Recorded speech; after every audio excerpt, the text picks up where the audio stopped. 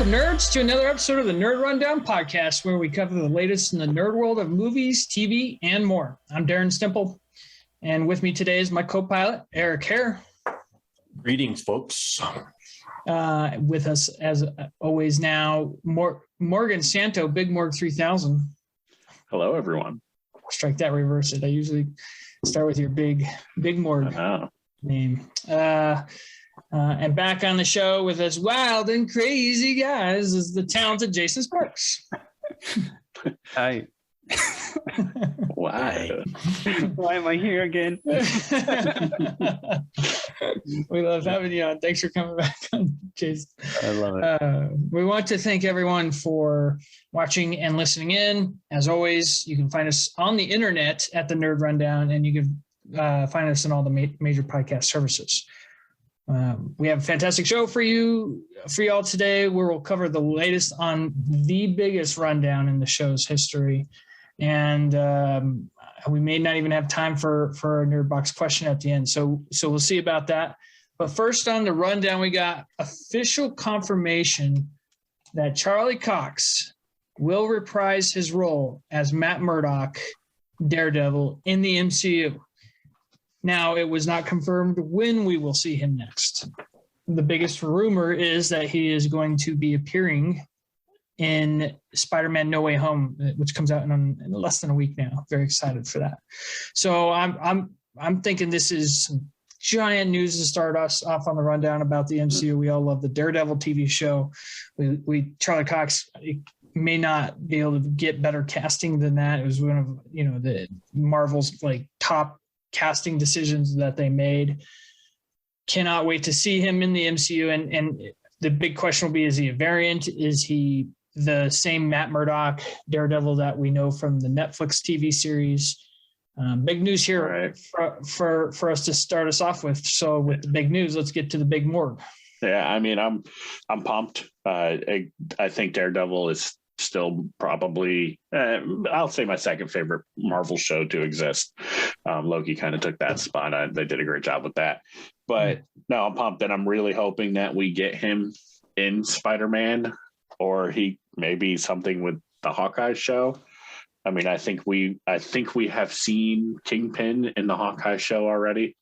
I don't know if it's really a spoiler alert.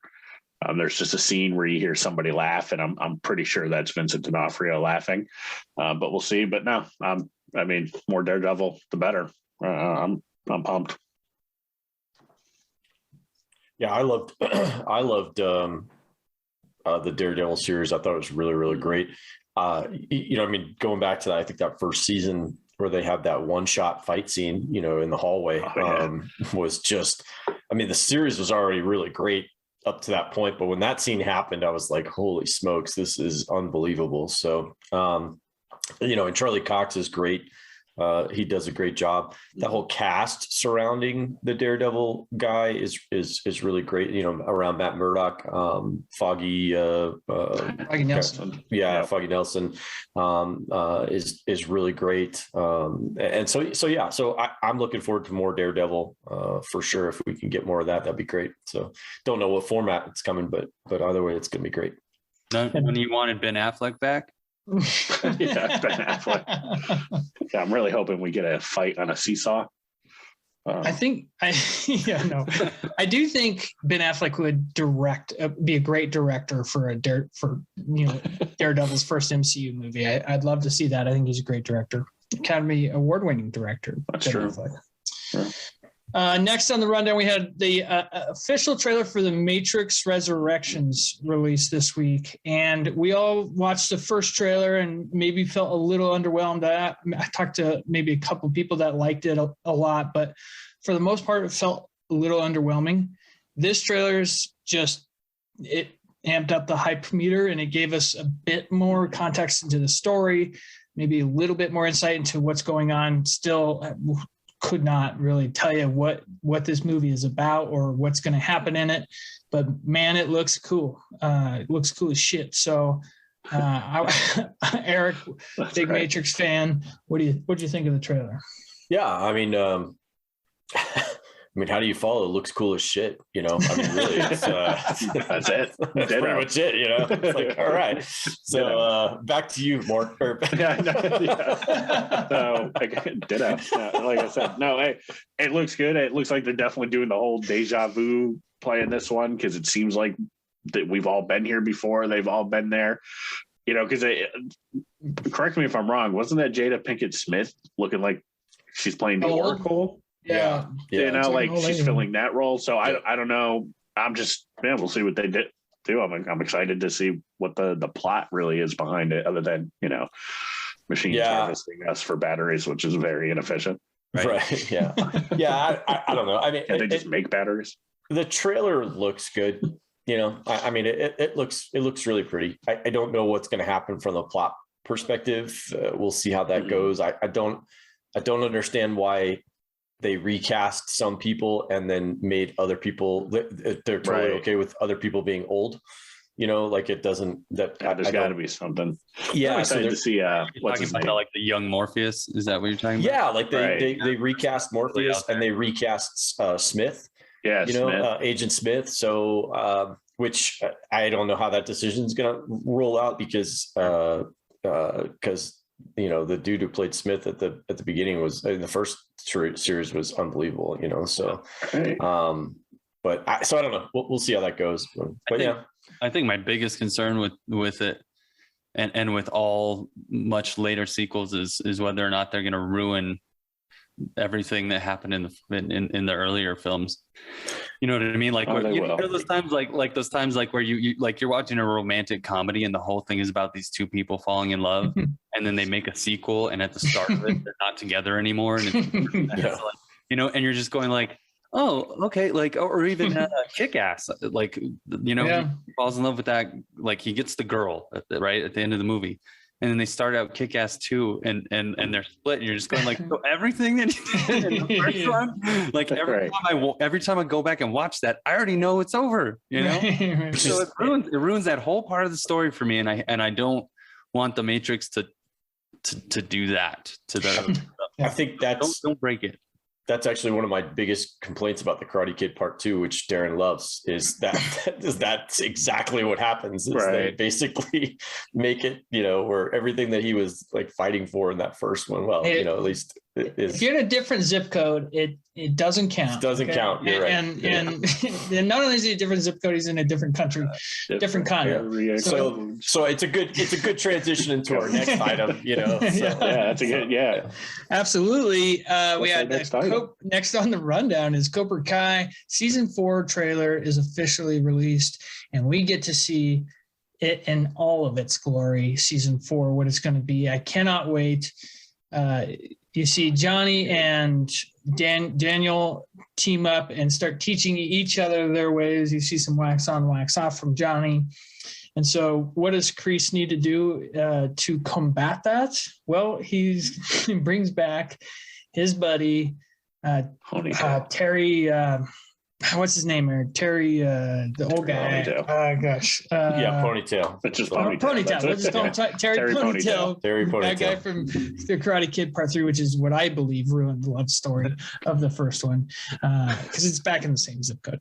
Anyway, the trailer shows Kreese going back to Terry Ponytail and saying, "This is how we combat them teaming up." And I cannot wait for this season. This trailer looks absolutely incredible and gave me all the nostalgic tingles that I get.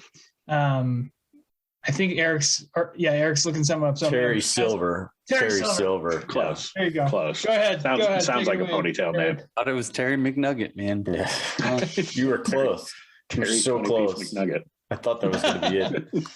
Now that you say that makes total sense. You know, the trailer looked just terrific. It really did. Yeah, and the beauty of this whole series is, you know, you're seeing these kids kind of mature and grow up and everything. You're seeing Johnny grow up and mature a little bit. And even Daniel, to some extent, is trying to get stuff figured out. You know, he's life seems like it's been kind of on the easy button for him. He hasn't really faced a ton of adversity in a long time. And so now he's kind of having to dig deeper into what Mr. Miyagi kind of told him and stuff like that. So I love that the series doesn't really take itself too seriously. There's a lot of ham, there's a lot of ham in this. But I love it. It's got the perfect balance of nostalgia and yet bringing in some new stuff and everything. So I think it's got a lot for everybody and making the Karate Kid relevant for this time period and these kids, because they do still face problems, and having them be able to, kind of catch up with each other and battle out these things and stuff like that.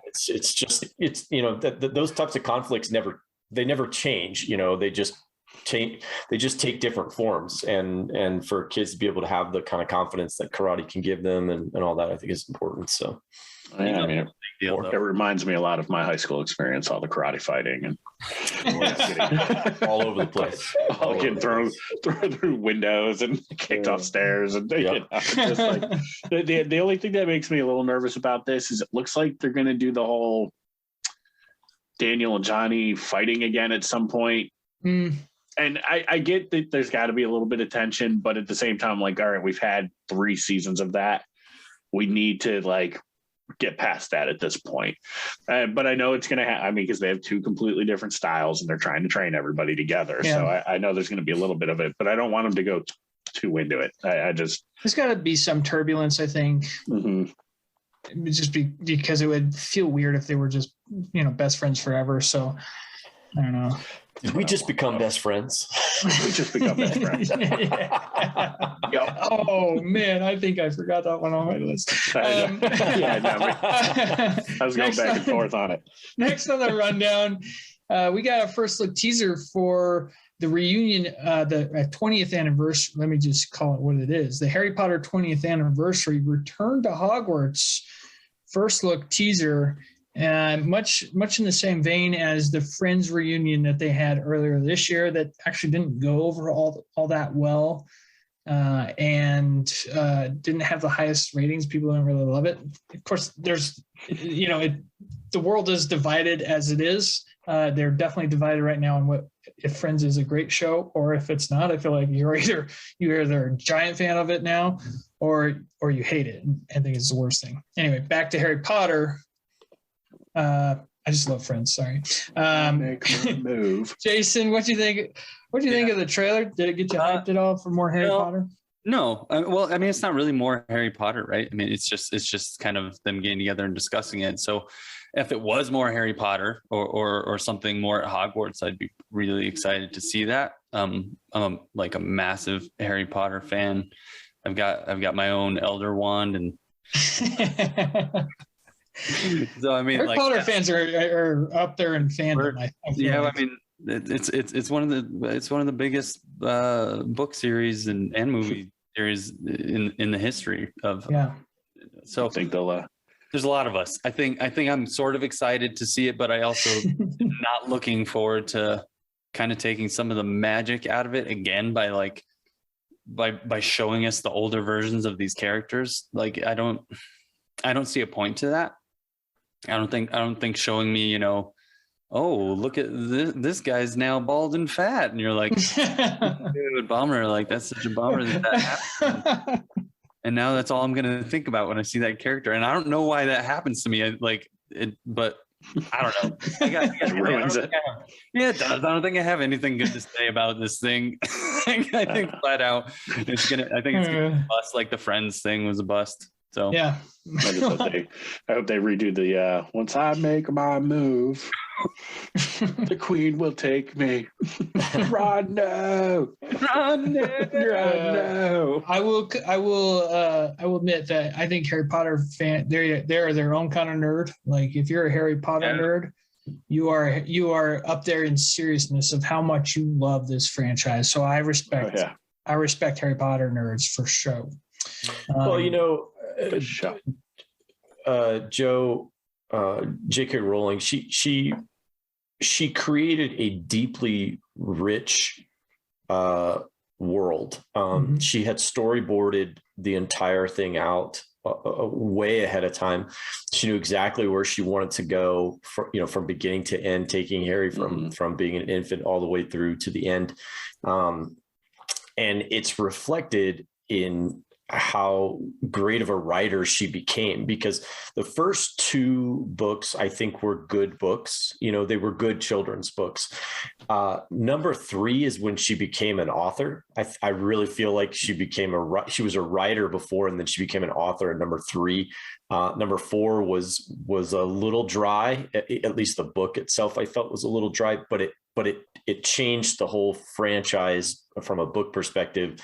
And made it a lot richer and a lot deeper. And then she was off to the races with 5, 6, and 7. I mean, it was just spectacular. 5, 6, and 7 were just. How did you feel about what they did, translating it from the books to the movies? Because I personally thought it was actually a pretty incredible job. There was a few things that were missing that I would have liked to see, but overall, when you're condensing a book into a short film, that's always going to happen. But I think overall, that may be one of the reasons people love it so much, is that they didn't lose much, in my opinion, when going from the books to the films. Yeah. And I agree. The films are probably the best adaptations of books that I've ever seen in anything else, because a lot of the times it's just, this book and this film happen to have the same title and the characters are named the same, but that's it. That's where the similarities stop. The plot's all different, everything.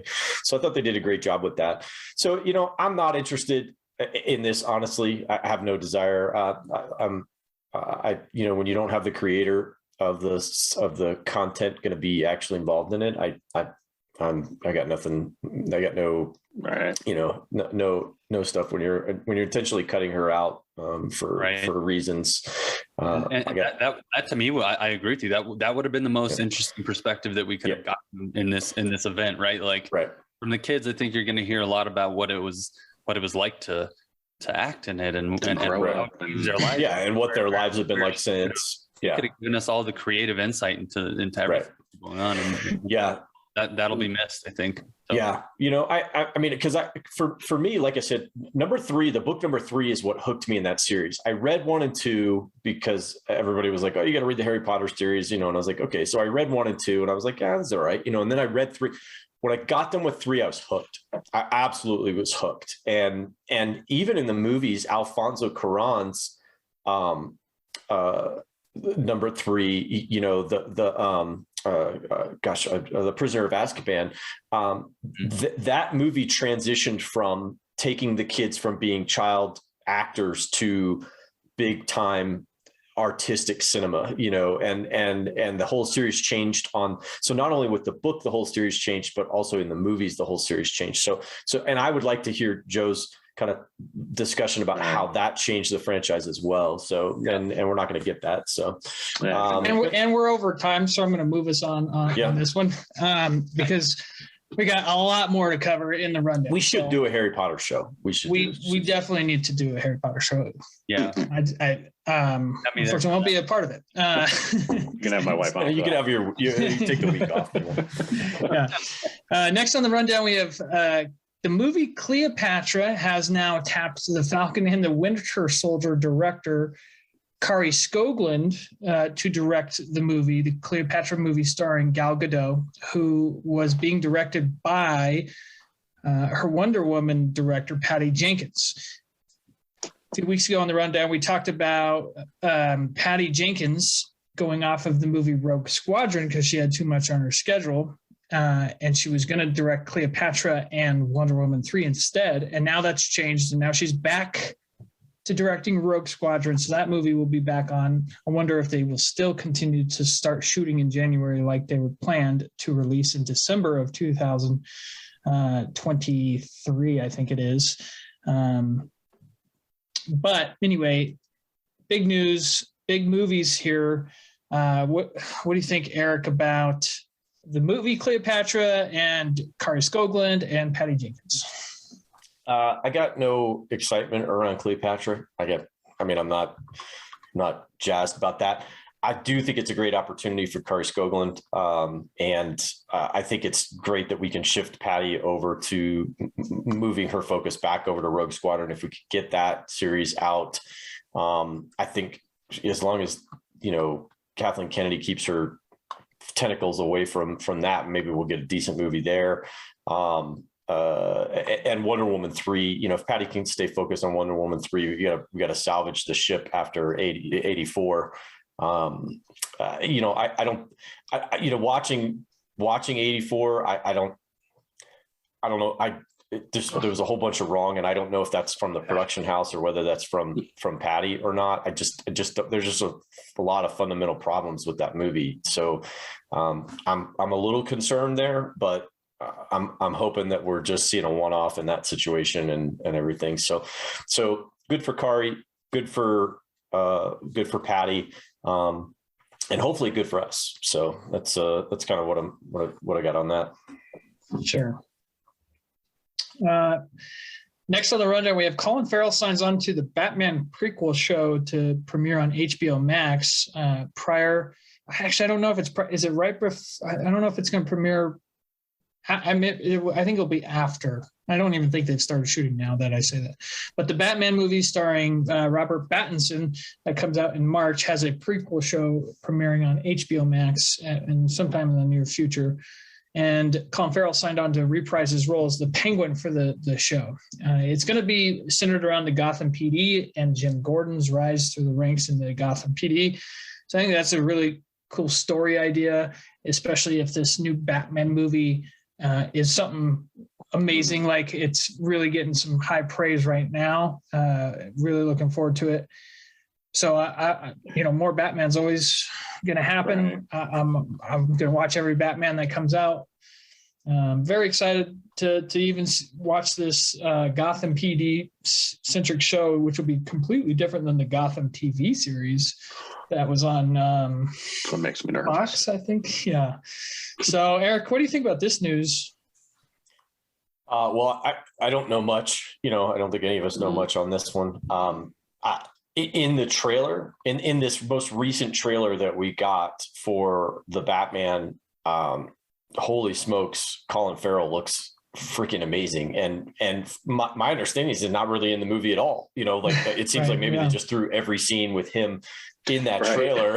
and I'm like, holy smoke. And everybody's like, oh my gosh, we need more of that. Cause he looked phenomenal. Doesn't look like Colin Farrell at all. But clearly the guy below the makeup is still him. And he's a guy that's grown on me over the years. When he first came out, I was like, I remember there was a joke. There used to be a show called Talk Soup or something like that with John Henson. Yeah. And he used to do a trivia portion of it where it says a hammer that you use to nail things. And they were using doing different answers. And he goes, he says, we also would have accepted Colin Farrell. Colin Farrell, it's a hammer you use to nail things. Talk Soup was a great show. It was. So anyhow, Phil McHale, he's gotten better. So, so I'm excited. Morg, what about you? No, I mean, we'll see. I actually enjoyed the Gotham show on Fox. I'm not saying it was good. Surprise. But I enjoyed it. All right. It was stupid, but because I had my boy from the OC in it. Yeah, definitely. No, but we'll see. I mean, like you said, he was the main focus of the trailer for the Batman movie. And from what I understand, he's literally like 10 minutes of the movie. I'll wait. It'd be good to have a show to add some layers to that character, because you can't just Penguin's Penguin's a pretty big Batman villain, and you want to have more a main villain like that have a little bit more focus. So maybe they use the show for it. Jason, are you a fan of Colin Farrell's Penguin or Danny DeVito's Penguin? I'm going with Burgess Meredith from. Well done, digging deep. I mean, come on, that character. Yep, he is the big one. Yeah, and he had all the fun parts from the animated series. You know what I mean? So I love him. Danny DeVito is amazing, and he creeps me out a lot. But but the original comic book feel of the Adam West Batman and everything in there is probably one of my favorite things I've ever watched. I go back still and watch them. So yeah. I watched a lot of Batman 66 in the lead up to Batman Forever. Yeah. Before he became the trainer for Rocky. Next on the rundown is a follow-up to a story that Eric and I covered a while back. Anna de Armas replaces ScarJo on the movie Ghosted, starring Chris Evans. So, give me an excuse to talk about Anna de Armas, but also this was something that Eric and I covered because it was big news that ScarJo and Chris Evans teamed up for a record-breaking 10th or 11th time, and it's kind of like an action comedy in the vein of Night and Day. I was trying to get a third straight week of Night and Day references in there. Nailed it. Anyway, Ana de Armas. Give me some more Ana de Armas. No, Tom Cruise is going to appear now because you referenced Night and Day 3 times. It's like what's like Tom Cruise is going to show up and you're going to be automatically in Scientology. What's the big thing that you guys know her from? Because I just looked her up and I just looked up photos of her and I recognize. You need to watch Knives Out. Oh, that's it. Okay, yeah. Yeah. That's yeah. She's too. I mean, adorable. Actually, she's like a Hispanic Zoe Deschanel for me. Yeah. It's a lot of that same like charming more than necessarily. She was in the latest James Bond movie also, so you get a chance to watch that. It's super cute. It's a very small role that she has in the movie, but it is. You can really see her range right from the very beginning all the way to the end of her time. It goes in a completely different direction than you think it's going to go, and it's really great. So she's spectacular. She's also a knock with Keanu Reeves. There was something. Fast forward to. There was something else. She was in between. Blade Runner. Yeah. Well, that was actually, I guess that was before. Anyway, next on the rundown, we have The Last of Us TV show has cast Nick Offerman, or he's being recast from somebody else as Bill from the video game. So Morgan, you're the Last of Us nerd on the show. Yeah, I know. I'm pumped. You also love you some Nick Offerman. I know. So as we all know, I was salty that they didn't cast Anson Mount as Joel, because I think if you've ever seen Hell on Wheels, that's Joel. So this helps make up for it a little bit. Everybody loves Nick Offerman. If you don't, I don't need to know you. And then Bill is a fantastic character in the game, and he's going to be great playing that character, I think. So I'm excited about that news. Yeah. Me too. I mean, Nick Offerman is the best mustache since Burt Reynolds. Not kidding. We can't. Don't forget Sam Elliott. Yeah. Oh, okay. All right. But it's, I don't know about that, man. That mustache is everything. But regardless, I'm super excited to see Nick Offerman in pretty much anything. So I'm with Morg. Yeah. Except for maybe the mustache battle. Maybe I'm not with Morg on that. I mean, Sam Elliott's. I mean, he's rocking a stash, man. That is a rocket mustache and a signature mustache. Signature mustache. No, I'm looking forward to it, and I think it's going to be one of their better shows on HBO. There's a lot of potential, and they could really, if they do it right, it's going to be good. And it's HBO, so they can go extreme with everything, because that is a very brutal world that they're trying to survive in. Absolutely. I cannot wait to see that TV show. Love that game. It's amazing on all levels. Next on the rundown, we have Ant-Man and the Wasp: Quantumania, the third movie in the Ant-Man trilogy now. May have Corey Stoll, who played Darren Cross and Yellow Jacket in the very first Ant-Man. He was the bad guy there. Darren Cross to return in the sequel as MODOK.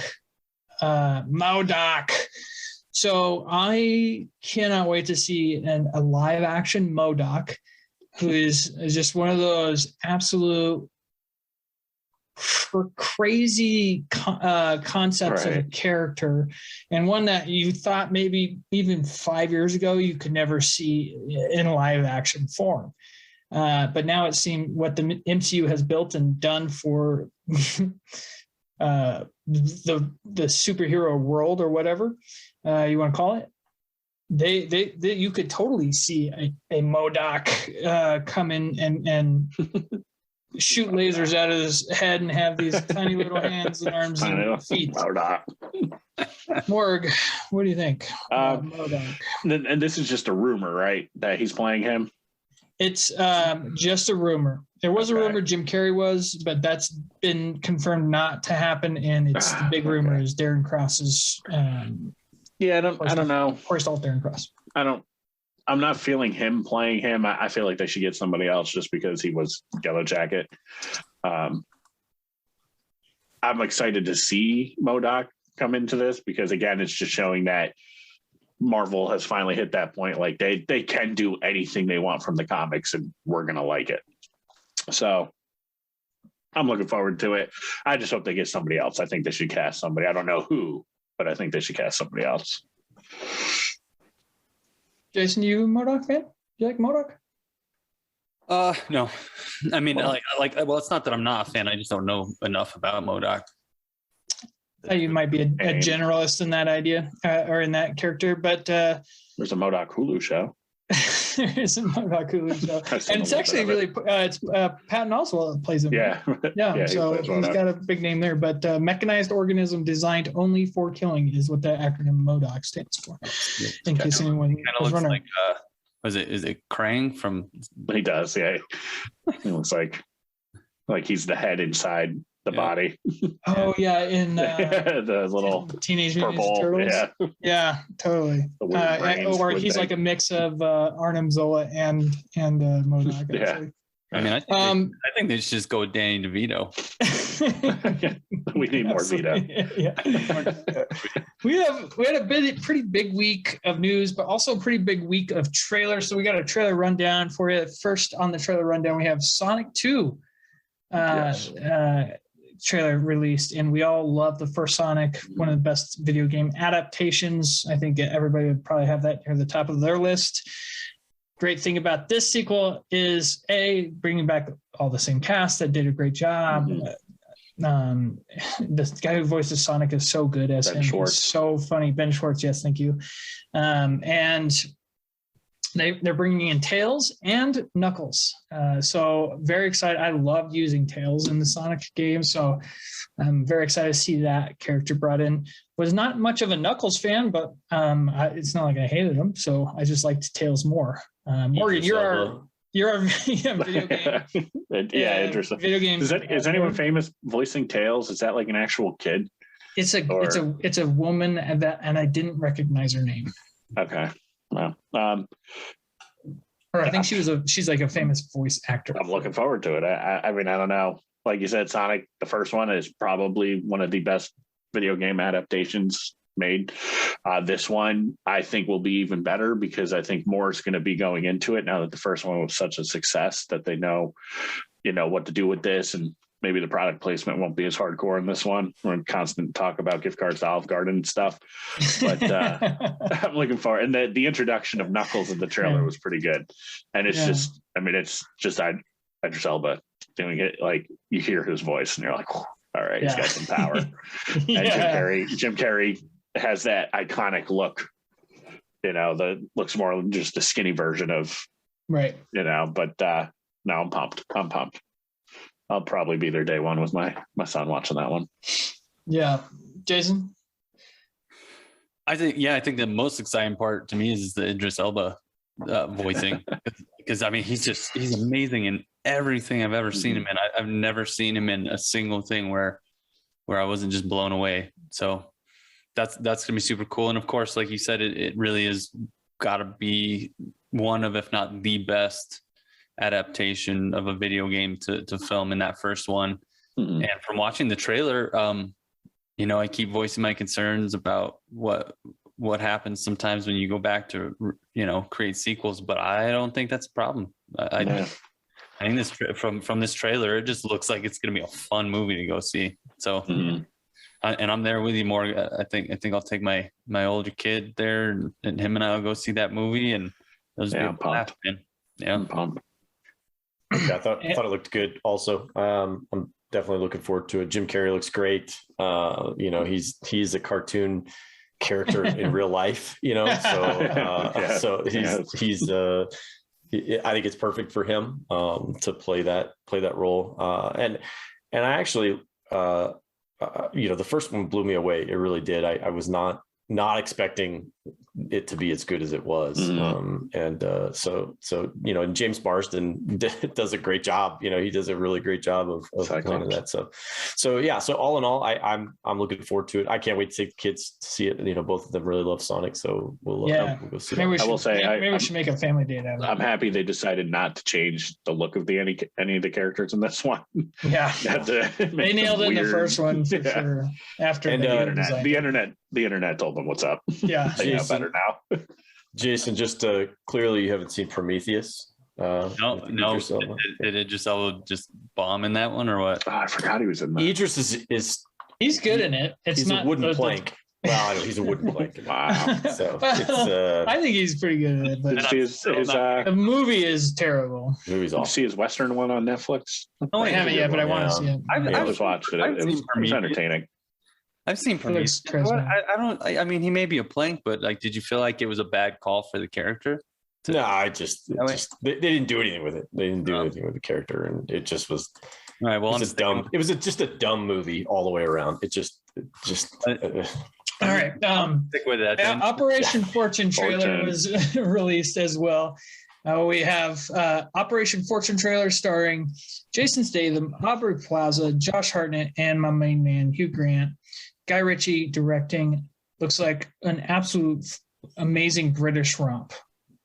What'd you think, Eric? For sure. I had no idea this was coming. I have no background on any of this at all. And I absolutely loved the trailer from start to finish.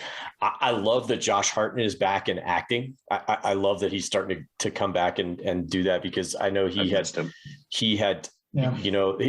kind of exploded on the scene, and he did not like all the attention and all that stuff. He did not like being, getting the focus on him. And and my hat's off to you for taking a step back and making your life the priority and not the fame and all that stuff. And that tremendous amount of respect for Josh Hartnett for that.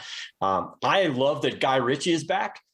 Once he divorced himself from that succubus Madonna, the dude has been on a roll and his hitting bangers, man. I mean, the dude has been hitting bangers since then. He's got Sherlock Holmes. The Aladdin movie he did was great. So this one looks awesome. The Gentleman was really good. The Gentleman was good. So Guy Ritchie's back. I love it. I'm glad, So I'm ready for that Guy Ritchie feel of, somebody always telling a story and it's cutting to what they're doing. Then somebody's like, no, there's no way you did that. And he goes, all right, fine. It was this. And they cut it and change it. That classic Guy Ritchie. Which they did a little nod in the 8-Bit Christmas, where he's like, she's like, were you wearing a helmet? Yeah, of course we were wearing a helmet, Was it green? Yeah. Yes. I think like you said, no idea that was coming. This movie, didn't hear anything about it, and my favorite thing is I'm looking forward to Josh Hartnett. I'm happy to see him come back, and Aubrey Plaza, of course. But Jason. Guy Ritchie is probably one of my favorites of all time. I love a lot of the more old school ones like Snatch. On Stock and Two Smoking Barrels. I was a huge fan of the Rock and Rolla with Idris Elba in it, and like that. Was he applying to that? I did. No, I loved it. Yeah, I loved it. Was he Hayden Christensen in that? A plank of wood. He is a plank of wood. I think that I didn't get enough out of that trailer for me to have any investment yet in the characters, but it's Guy Ritchie, and I am absolutely going to see it, and I almost guarantee it's going to be amazing. So, I'm there. what's his name's in it too? Kari Ellis. Ellis. Kari Ellis, yeah. How do you say Yeah. Yep. Yeah. From Princess Bride fame. Princess Bride, yeah. I have not seen it, but I really want to see the King Arthur Guy Ritchie movie, King Arthur: Legend of the Sword with Charlie Hunnam. It didn't do well, but and it has Eric Bana and Jude Law. Like, it's got a great cast. I want to really. I've heard it was good. For myself, I would probably like it if the critics didn't like it. So it's one of those things.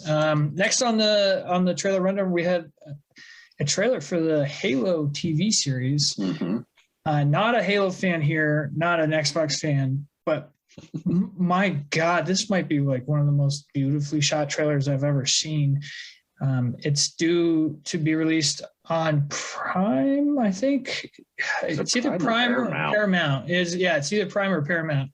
But it looks amazing. I think I'll enjoy the TV show without having to play the video game. Jason, are you a Halo fan? Huge, man. That's probably, out of all the video games that I've played, I'd probably put the most time into playing Halo. I spent at least a year or close to that unemployed playing music. So which I guess is employed, but and my whole band lived in a house together at the time, and we pretty much spent all day rehearsing, like just going back and forth between playing Halo Online and rehearsing, and playing Halo Online and listening to like Easy-E Pandora station. Just nothing but like old school gangster rap coming up. Yeah, exactly, man. Just sipping on some PBR and playing Halo all day. So not only am I a big fan of it, like anytime Halo comes up, I kind of go back there in my head, and that was a great time. So I'm gonna watch this one for sure. I don't know if it's gonna be any good. Almost all the other Halo stuff that they've put out has been trash. I've seen at least two of the other animated series that they've done, and not good. But whatever, man. Nothing live action though, right? This is live action. I think it has potential. I mean, that trailer. It didn't really show much in the trailer; it just showed some things. But I think it has potential. I think as long as whatever Master Chief, whoever they're focusing on, whatever Spartan, as long as they don't show him, because that was always a big thing in the games. You don't see him under the helmet, because it was more to be like anybody could be him. Because when you see somebody, it's like, okay, he looks like somebody. So we'll see, kind of like a Mandalorian thing. It's just going to be Pedro Pascal under it. But no, I think it has potential. I played the first 3 games because my brother had it. I'm not an Xbox guy. I like the superior machine, the PlayStation. So I think, but it has potential. Pablo Schreiber plays Master Chief, a very underrated actor, but not a well-known actor. So maybe it is, he's not big enough to be like, I need to take my helmet off. He's Liev Schreiber's brother. He was in 13 Hours and a couple other Orange is New Black. So really great actor there. Yeah, he's great. It's executive produced by Steven Spielberg. And it's Paramount Plus. Paramount. It is Paramount. Okay, Paramount Plus. Yep. Yeah, they really are stepping up their game. And next on the trailer rundown, we have what is also the most beautiful trailer I've ever seen in my life. Because the Halo one may have been like for a TV show incredible, but this is a video game. Star Wars Eclipse, new video game coming out with just the Unreal Engine 5, I think it is, graphics. And I couldn't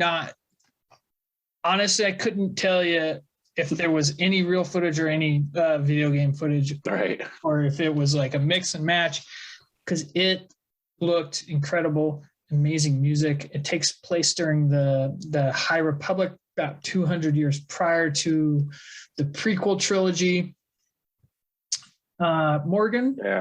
Yeah, like you said, like watching that when you first sent it, because you were like, "What is this?" And I'm watching. I'm like, "Oh, it's a new Star Wars movie show." Like, and then so I was like, "Wow, it's a game." I was like, "This looks fantastic." Now the studio making it also made, if you've ever played it, Heavy Rain, Detroit Become Human.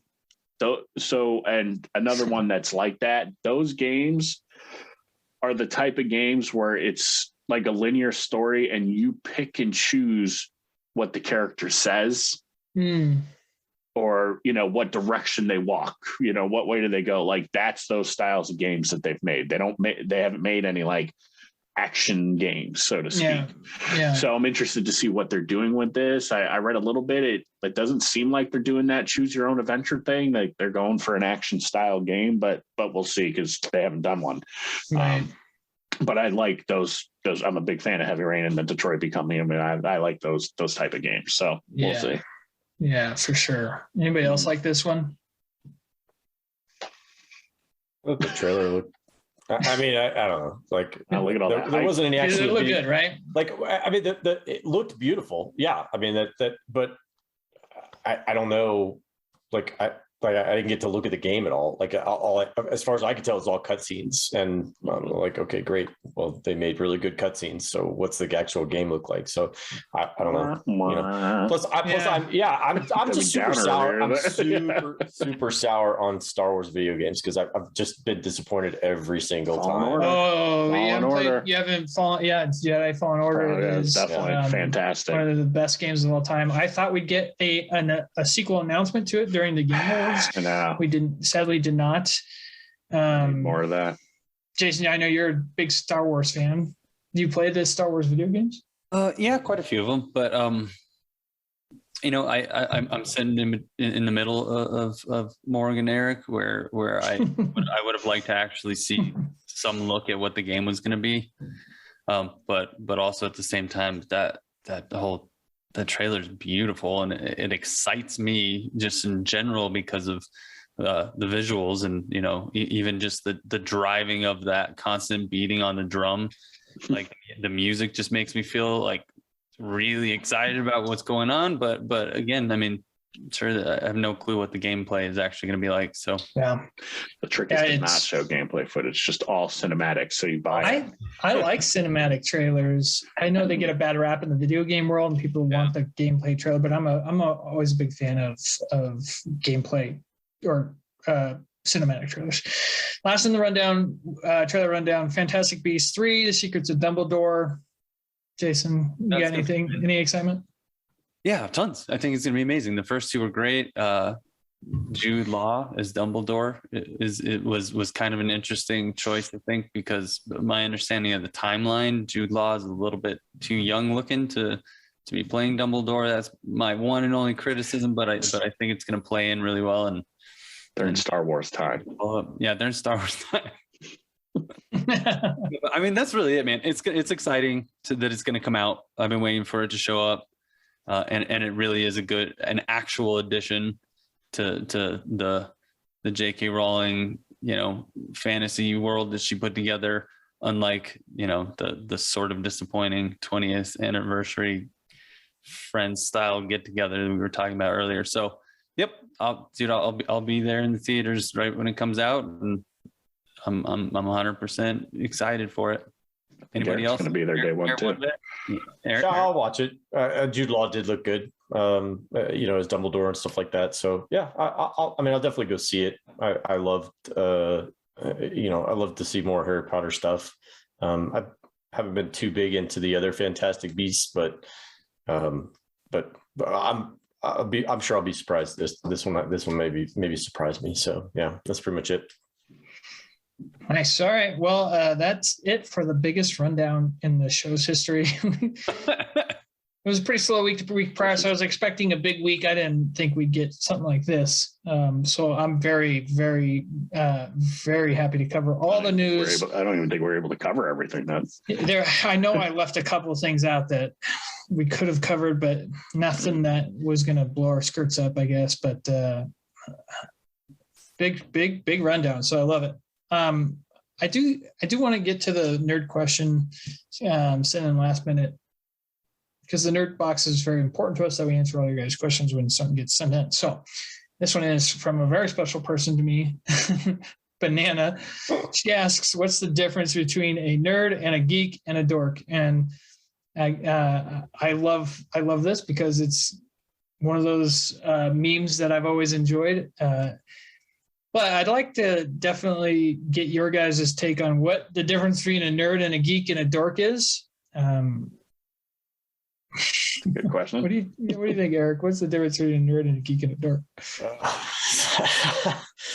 Well, I am a nerd and a geek. I prefer to not think of myself as a dork. So I think everybody is a nerd. I think this is something we've touched on in the show, is everybody's a nerd about something. There's something in your life that you're kind of nerdy about, whether it's you are a gearhead, instead of you calling a nerd, you're a gearhead, or, like you build engines and stuff like that, or wrench on cars. You're a nerd for that. Like that's your nerdy thing. And so there's stuff for photography, whatever it is, there's all kinds of nerdy things that people are like super into. A geek is like, for me is like kind of a computer geek or whatever, you're just into something maybe a little outside the mainstream of, modern stuff. So like a lot of people are nerds about music, Jason, for example, but he may not be, a geek would be like a Star Trek. Like I'm super into Star Trek, like cosplay and stuff like that. That makes you a little bit geeky also. So, and then a dork is just somebody who's completely socially awkward and just I don't know. Just that's it. That's my take, I guess. Anybody else have a different take on it? I kind of thought that a geek was somebody more focused on technology as opposed to a nerd, which is somebody that gets real deep into something. But for me, that was always something more in the line of like, fantasy stuff. You're into D&D, or you're into comics, or you're a big Harry Potter nerd or whatever, right? And I think maybe my association with the geek thing is because of the Geek Squad.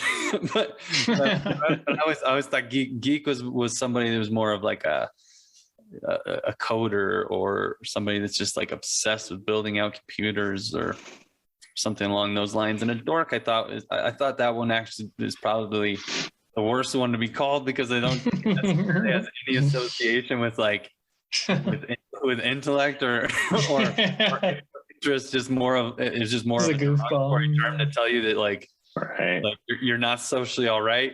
and you got some work to do. Now, I will say, when you just look up what they are, if you're just going like, hey, I wonder what a dork is.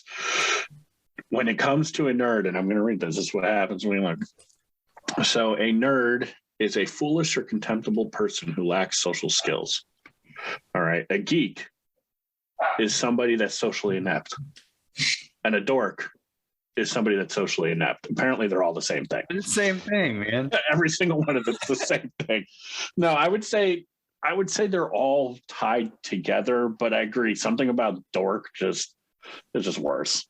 Before it might have been nerd and geek back at a certain point in time, but now I think nerd and geek are okay. The geeks shall inherit the earth, right? Isn't that what they say? Not the meek, but the geek.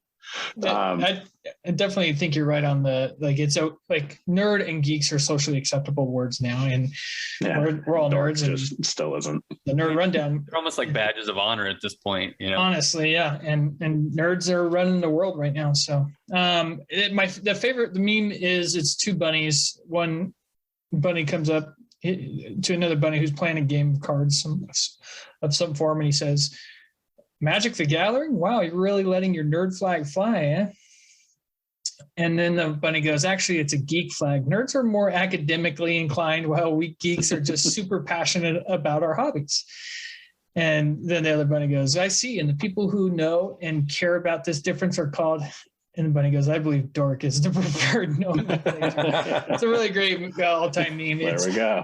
A little bit of a different explanation than we all gave. I think nerd, Revenge of the Nerds used to be people, pushing up their glasses with it taped up in the middle. And now you look at the world and what it is today, nerds are like you and me. So just a bunch of handsome dudes talking about nerd shit.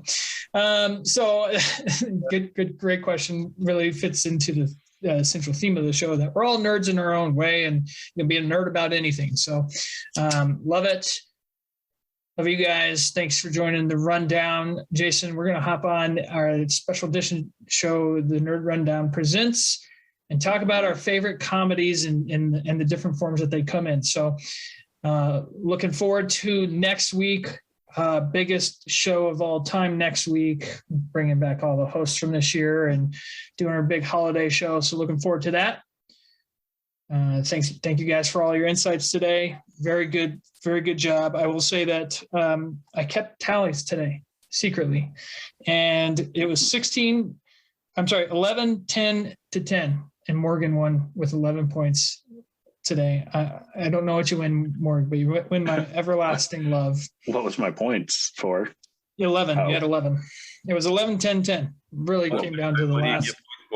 For saying a word, or you just get to stay on the show. You get to go on to the next show. No, but speaking of kind of keeping score, we want all you nerds out there to let us know what your favorite part of the show is, because we're going to chop it up and put it out on our new TikTok or our new social media manager, Jason Parks, is going to run for us. Hired. I thought Morgan had this going. They told me they can't. Morgan didn't do shit about it, so they told me I could get back. But yeah, let us know what your favorite parts of the show are in both shows, and we'll chop it up and throw it on our new TikTok and see if we can't get some more fans, because we love them. We love you all. With that being said, we'll see you next week on the Nerd Rundown. See ya. Yeah. Bye.